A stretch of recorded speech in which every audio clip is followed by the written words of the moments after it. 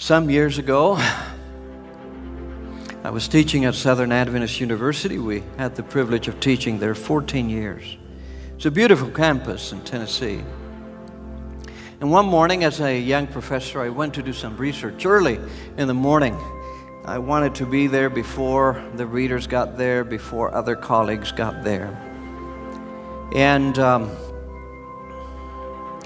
I was searching for certain things, and then all of a sudden I came to a statement in the book, The Desire of Ages. The Desire of Ages is a beautiful book about the life of Christ.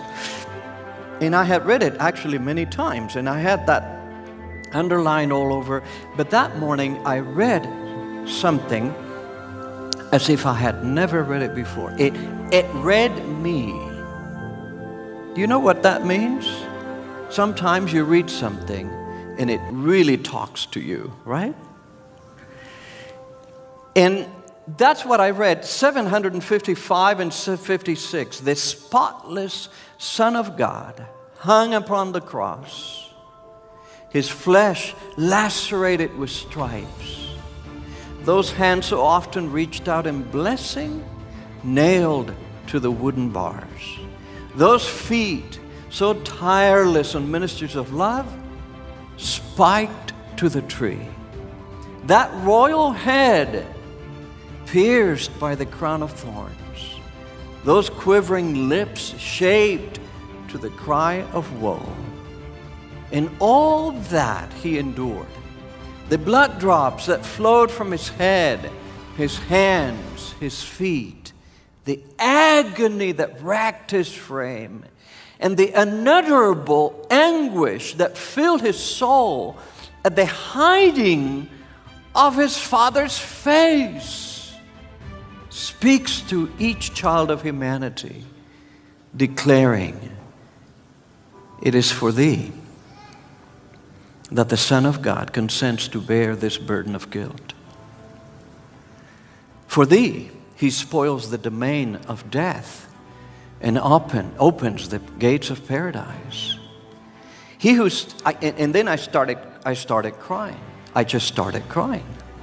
Because it was telling me, he, the King of the universe, the Lord of lords, the creator of all things, died and did and went through all this for me.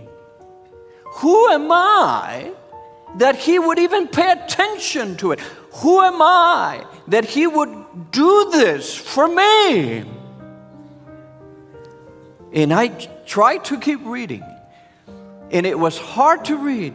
He who stilled the angry waves and walked the foam-capped billows, who made devils tremble and disease flee, who opened blind eyes and called forth the dead to life, offers himself upon the cross as a sacrifice, and this from love to thee.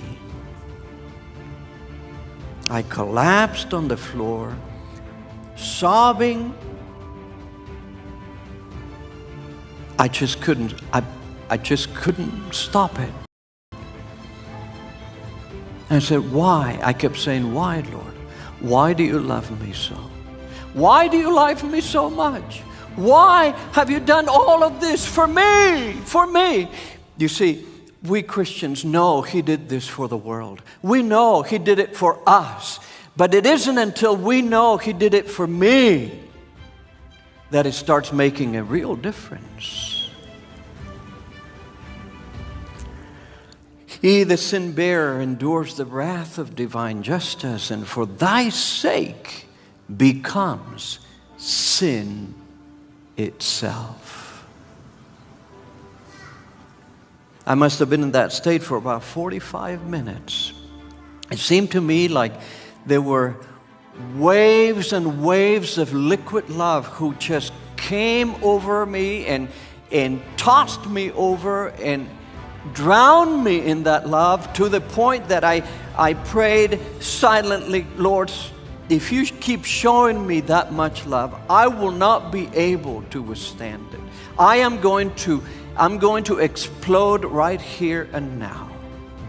In fact, it seemed to me that his presence was so real, so tangible, so concrete, that at one point I was afraid to open my eyes in case I would see my Savior right in front of me, smiling at me, but the King of the universe being there. Finally, it seemed to me blasphemous to even speak. So I continued to pray only in my mind, knowing He can well read my thoughts.